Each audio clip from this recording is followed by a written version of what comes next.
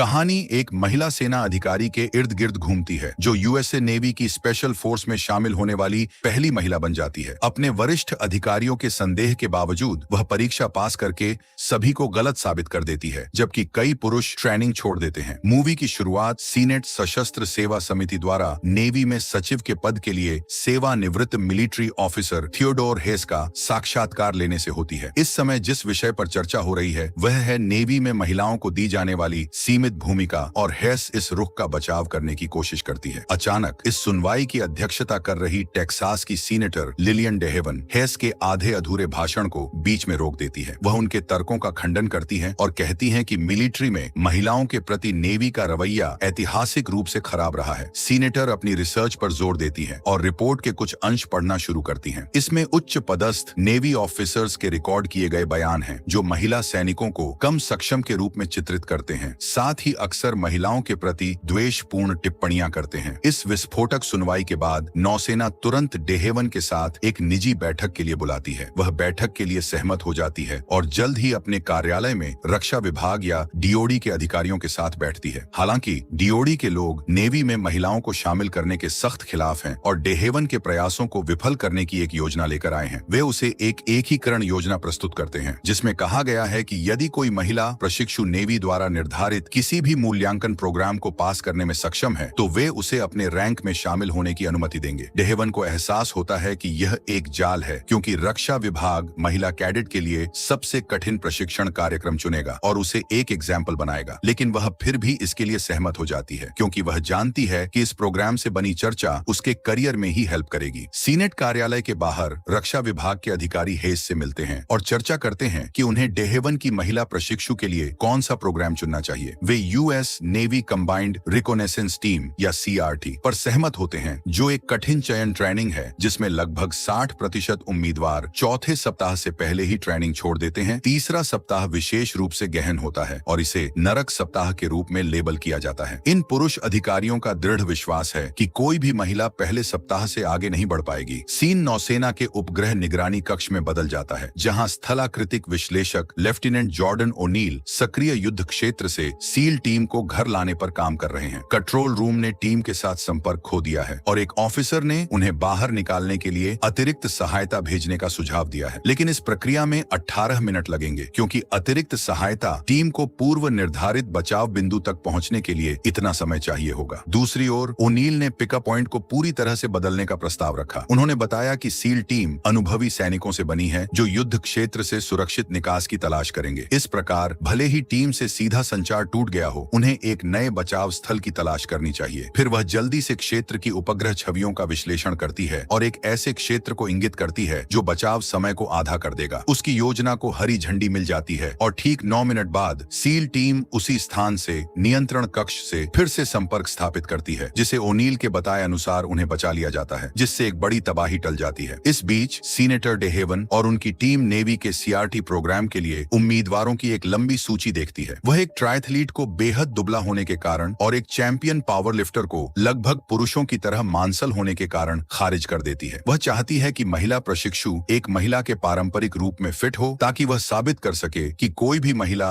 Navy का हिस्सा हो सकती है, और ऐसा करने के लिए महिलाओं को हमेशा शारीरिक रूप से मजबूत दिखने की जरूरत नहीं है। उसकी नजर लेफ्टिनेंट जॉर्डन ओनील पर पड़ती है, जिसने ओलंपिक ट्रायथलॉन प्रतियोगी होने के साथ साथ अकादमिक रूप से उत्कृष्ट होने की प्रभावशाली उपलब्धियां हासिल की हैं। वह पारंपरिक रूप से स्त्री होने के मामले में डेहेवन के बिल में भी फिट बैठती है। काम के इस व्यस्त दिन के बाद लेफ्टिनेंट ओनील अपने मंगेतर लेफ्टिनेंट कमांडर रॉयस हार्पर से मिलती है, जो नेवी के लिए एक ऑपरेशनल अधिकारी है। वह उसे संदिग्ध स्थिति से सफलतापूर्वक निपटने के लिए बधाई देता है, लेकिन साथ ही उसे वार्निंग भी देता है कि वह ऐसे मामलों में बहुत अधिक शामिल न हो, क्योंकि वह एक सैनिक नहीं बल्कि एक खुफिया अधिकारी है। तभी ओनील को एक कॉल आती है और उसे सीनेटर डेहेवन से उनके ऑफिस में तत्काल मिलने के लिए कहा जाता है। अगले दृश्य में सीनेटर सीआरटी प्रोग्राम से संबंधित डॉक्यूमेंट ओनील को देता है और बताता है कि पूरा मामला क्या है। वह कहती है कि अगर ओनील इस ट्रेनिंग को पूरा करे लेती है तो भविष्य में महिलाओं के लिए नेवी में शामिल होने के दरवाजे खुल जाएंगे। उस रात लेफ्टिनेंट अपने घर लौटती है और अपने पति के साथ इस विचार पर चर्चा करती है, लेकिन वह कई कारणों से इस विचार के बारे में बहुत उत्साहित नहीं लगता। सबसे पहले नेवी सीआरटी एक बहुत ही कठिन प्रोग्राम है जो ओनील को लंबे समय तक चलने वाली शारीरिक चोटें पहुंचा सकता है। उसे कई पुरुषों के साथ प्रशिक्षण और रहने की जगह भी साझा करनी होगी जो निस्संदेह उसके साथ गलत बर्ताव करेंगे। लेकिन अगर वह किसी तरह से चुनी जाती है तो उसे लंबे समय तक एक्टिव ड्यूटी पर तैनात किया जाएगा। रॉयस का कहना है कि उसके पास इतने लंबे समय तक उसका इंतजार करने का धैर्य नहीं हो सकता। ये ओनील को दुखी करता है, जिसे लगता है कि उसका मंगेतर उसकी क्षमताओं और उनके रिश्ते को कमजोर कर रहा है। वह अब सभी को गलत साबित करने के लिए और भी दृढ़ है और CRT कार्यक्रम के लिए नामांकन करती है। कुछ दिनों बाद वह ट्रेनिंग सेंटर पहुंचती है और कमांडिंग ऑफिसर उसे हॉस्टल से दूर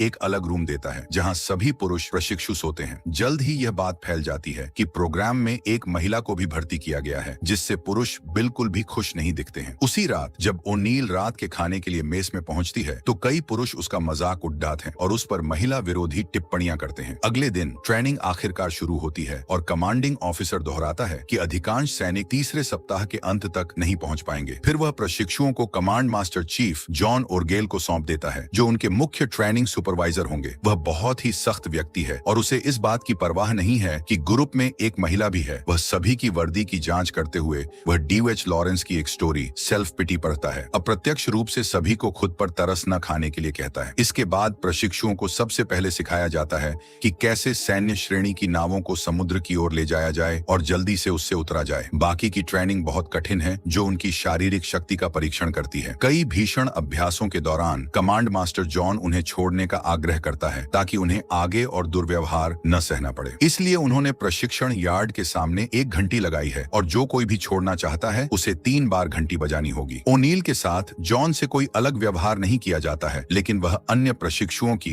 लैंगिकवादी टिप्पणियों से बच नहीं सकती है। वे सभी रसोई की ओर भागते हैं और अपने प्लेटों में खाना पाने के लिए जी जान से संघर्ष करते हैं। लेकिन जैसे ही वे इसे खाने लगते हैं, प्रशिक्षक उन्हें मैदान की ओर वापस जाने के लिए चिल्लाना शुरू कर देते हैं। उन्हें अपने भोजन को कचरे के डिब्बे में डालने और खाली पेट प्रशिक्षण में शामिल होने के लिए मजबूर होना पड़ता है। चरम दिनचर्या का यह सिलसिला अगले दिन भी जारी रहता है। सुबह से रात हो जाती है और सैनिकों को ठंडे समुद्री पानी का सामना करने के लिए प्रशिक्षित किया जाता है। इसके बाद ही उनका चिकित्सकीय मूल्यांकन किया जाता है और उन्हें वही खाना खाने की अनुमति दी जाती है जिसे उन्होंने कचरे के डिब्बे में फेंक दिया था। यह पूरी तरह अराजकता है, लेकिन ओनील उसकी जेब में रोटी का एक टुकड़ा छुपा लेती है और बचा हुआ ठंडा भोजन अपने मुंह में ठूंस लेती है। रात के खाने के बाद कमांड मास्टर जॉन उन्हें एक निबंध लिखने का आदेश देते हैं कि वह US नेवी स्पेशल फोर्सेस में क्यों शामिल होना चाहते हैं। जब थके और भूखे सैनिक निबंध लिखने पर ध्यान केंद्रित करते हैं तो जॉन उन्हें सुलाने के लिए सुखदायक ओपेरा सॉन्ग बजाता है, जिससे जो सो जाते हैं उन्हें शिविर से बाहर निकाल दिया जाता है। ओनील रोटी का एक निवाला खाती है जिसे उसने पहले से छिपा रखा था और इससे उसे इस परीक्षण के दौरान जागते रहने में मदद मिलती है। 15 मिनट बाद जॉन परीक्षण कक्ष में वापस आता है और उन्हें ट्रेनिंग यार्ड में वापस भागने का ऑर्डर देता है। उन्हें एक बाधा कोर्स दौड़ना है जिसमें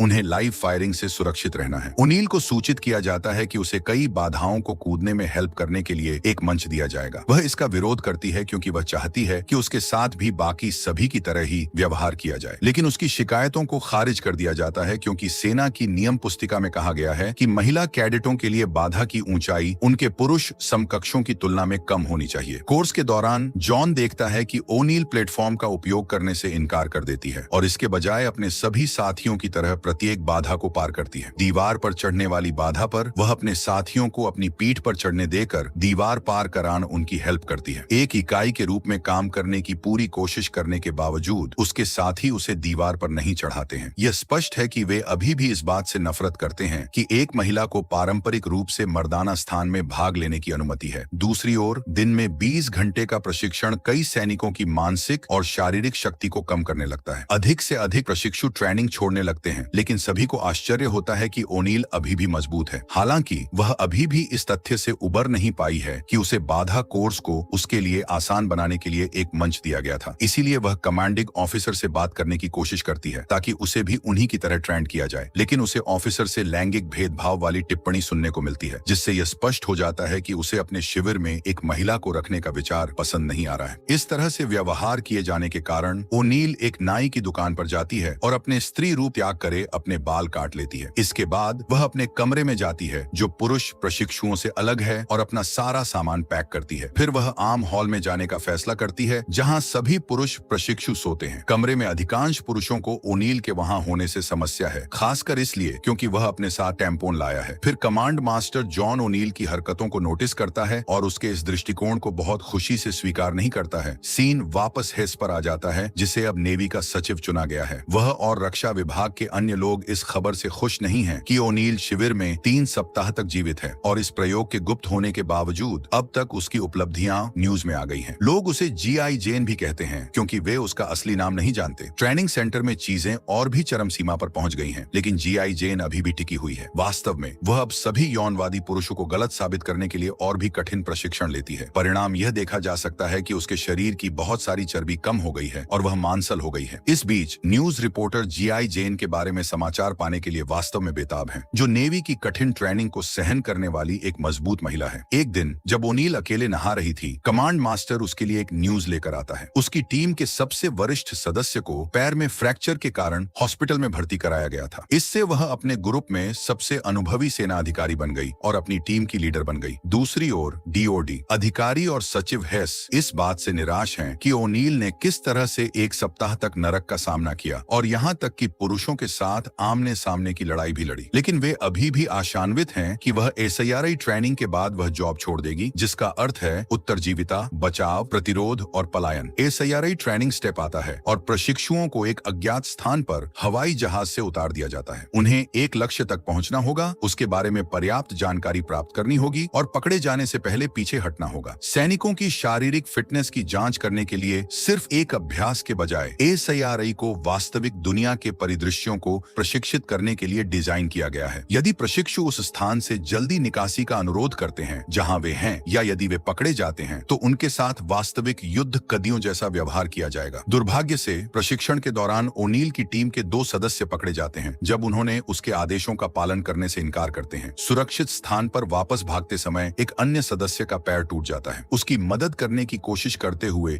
ओनील भी पकड़ी जाती है। वे सिर्फ प्रशिक्षु हैं, लेकिन अधिकारी इसे वास्तविक रूप देते हैं और उस व्यक्ति की हेल्प भी नहीं करते जिसका पैर टूट गया था। वे वास्तव में उसे अन्य टीमों के स्थान के बारे में जानकारी देने के लिए टॉर्चर करते हैं, जिसका इस परिदृश्य में मतलब है ट्रेनिंग छोड़ना। जब ओनील का समय आता है तो उससे कोई और नहीं बल्कि खुद कमांड मास्टर जॉन ही पूछताछ करते हैं। उसके हाथों को उसकी पीठ के पीछे बांध कर जॉन उसे बेरहमी से पीटना शुरू कर देता है। जब दूसरे ट्रेनिंग ऑफिसर को लगता है कि यह बहुत हिंसक हो रहा है तो जॉन उसे बाहर जाने का आदेश देता है। फिर वह ओनील को उसके सिर से पकड़ता है और उसे दरवाजे से बाहर पटक देता है और ओनील को सबके सामने प्रताड़ित करता है ताकि वह उसकी टीम के साथियों से बाकी टीमों के स्थान के बारे में इंफॉर्मेशन ले ले। लेकिन ओनील अपनी टीम के साथियों को चुप रहने के लिए दृढ़ता से कहती है। फिर जॉन यातना को एक कदम आगे ले जाता है और उसकी पैंट फाड़ने की कोशिश करता है, यह कहते हुए कि यह सब वास्तविक स्थिति में हो सकता है। अचानक ओनील जवाबी कार्रवाई करता है और जॉन को उसके पैरों के बीच मारने में कामयाब हो जाती है। फिर वह उसके शरीर पर 2 खतरनाक किक मारती है, लेकिन जॉन उठता है और उसे बेहोश कर देता है। फिर वह उसकी टीम के साथियों की ओर जाता है और यह कहकर अपने कृत्य को उचित ठहराता है कि वह उसे यह एहसास दिलाने के लिए ऐसा कर रहा है कि वह लड़ने के लिए पैदा नहीं हुई है। यह सब बकवास सुनकर ओनील जॉन को उसकी पीठ चूमने के लिए कहकर उसका अपमान करती है, जिस पर सभी पुरुष प्रशिक्षु ओनील की जय जयकार करते हैं और कमांड मास्टर को ऐसा करने के लिए कहते हैं। सभी विभागों के बेमेल सैनिकों के एक समूह को एक टीम में बदलने के बाद ओनील ने आखिरकार जॉन का सम्मान अर्जित किया। GI जेन के CRT ट्रेनिंग पास करने की खबर सीनेटर डेहेवन तक पहुंचती है, जो इस बात से बहुत खुश हैं। अपनी बहादुरी के प्रदर्शन के बाद ओनील को अपने साथियों से सम्मान मिलना शुरू हो गया है, जो अब उसके साथ एक समान और एक दोस्त की तरह व्यवहार करते हैं। एक दिन जब वह अपनी महिला मित्रों के साथ समुद्र तट पर बाहर जाती है तो कोई चुपके से उसकी फोटो क्लिक करने में कामयाब हो जाता है। फिर तस्वीरें उच्च अधिकारियों को भेजी जाती हैं, जो ओनील पर समलैंगिक होने का सवाल उठाते हैं। उसे बताया जाता है कि ट्रेनिंग के दौरान अन्य महिला अधिकारियों के साथ उसकी तस्वीरें लेना उनके और उनके संगठन के लिए अपमान की बात है। इसलिए जैसा कि यह है, वह प्रशिक्षण छोड़ देगी ताकि पूरी तस्वीरों की जांच की जा सके। वह अपनी ट्रेनिंग जारी रखना चाहती है और उसका मानना है कि कोई उसकी ट्रेनिंग में बाधा डालने कोशिश कर रहा है, लेकिन उसे बताया जाता है कि जांच के बाद जब वह निर्दोष साबित हो जाएगी तो वह फिर से शुरू से प्रशिक्षण में शामिल हो सकेगी, जिसका मतलब है कि अब तक उसने जो कुछ भी किया है वह सब व्यर्थ हो जाएगा। इस बात से क्रोधित होकर कि हर कोई उसे बर्बाद करने की कोशिश कर रहा है, ओनील ने 3 बार घंटी बजाई, यह संकेत देते हुए कि वह स्वेच्छा से ट्रेनिंग से हट रही है। फिर वह अपने मंगेतर के पास घर लौटी है, जिसके पास साझा करने के लिए कुछ हैरान करने वाली खबर है। वह उसे दिखाता है कि गुमनाम तस्वीरें किसी और से नहीं बल्कि सीनेटर डेहेवन के ऑफिस से ही भेजी गई थी। वही व्यक्ति जो चाहता था कि वह महिला सशक्तिकरण को साबित करने के लिए सफल हो। पता चलता है कि सीनेटर ओनील का इस्तेमाल सिर्फ अपना नाम आगे बढ़ाने के लिए कर रही थी। वह चाहती थी कि वह अपने पुरुष समकक्षों को डराने के लिए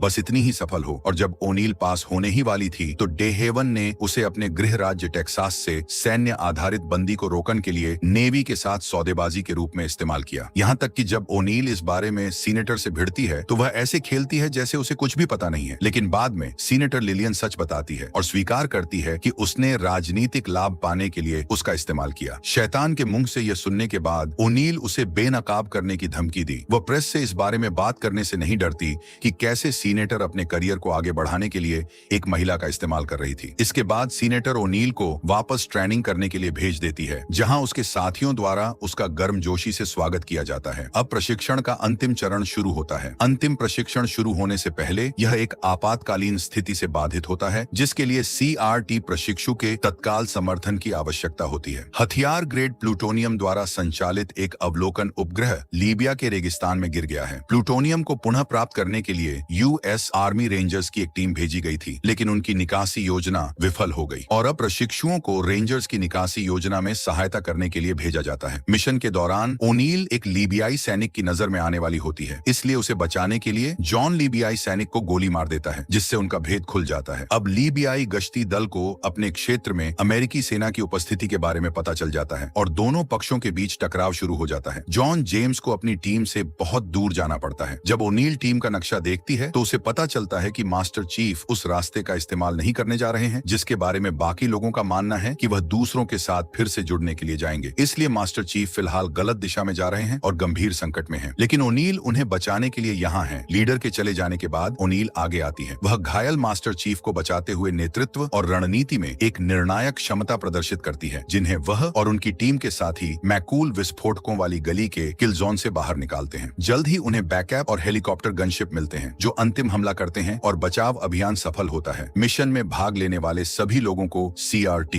में स्वीकार कर लिया जाता है। अंतिम दृश्य में कमांड मास्टर जॉन जेम्स और गेल ओनील को अपना नेवी क्रॉस और एक कविता की किताब देते हैं, जिसमें DH लॉरेंस की एक छोटी कविता सेल्फ पिटी है, जो उनकी उपलब्धि की स्वीकृति और उन्हें बचाने के लिए आभार के रूप में है। और मूवी यही समाप्त हो जाती है।